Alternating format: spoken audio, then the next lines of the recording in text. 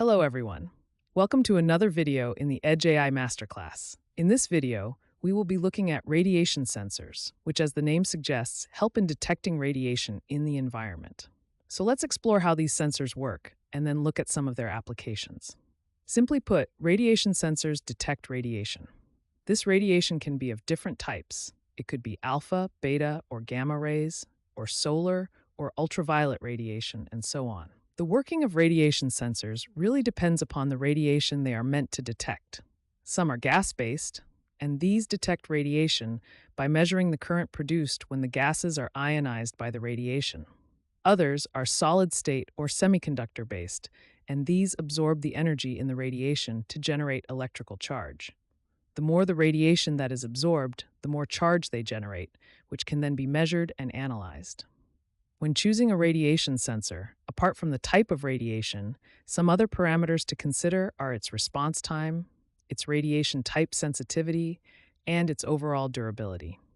Each specification can greatly influence the sensor's effectiveness in different environments. Now let's look at where these sensors can be deployed. With all this talk about radiation, nuclear reactors, where electricity is produced through the nuclear fission process is a no-brainer.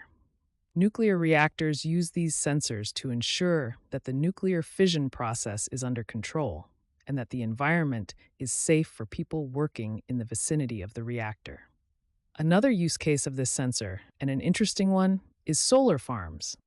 Since these sensors can also detect solar radiation and ultraviolet rays, they can be deployed in solar farms to ensure that the solar panels are always directly facing the sun. As the sun moves from east to west during the day, these solar panels could also be rotated slowly throughout the day to make sure they are always in line with the sun. The decision to move the solar panels and the degree of rotation could be based on the readings from these radiation sensors. An edge computing or an edge ML product that accomplishes this would have a direct impact on the ROI or the return on investment of these solar farms, and thus be in high demand in South Asia, the Middle East, and Northern Africa, where new solar farms are being installed every day.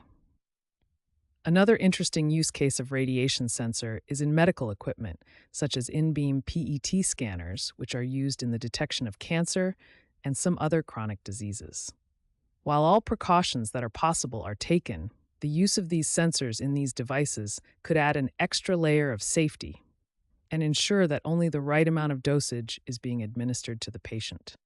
And that is for this video on radiation sensors. In the next video, we will look at proximity sensors. See you there.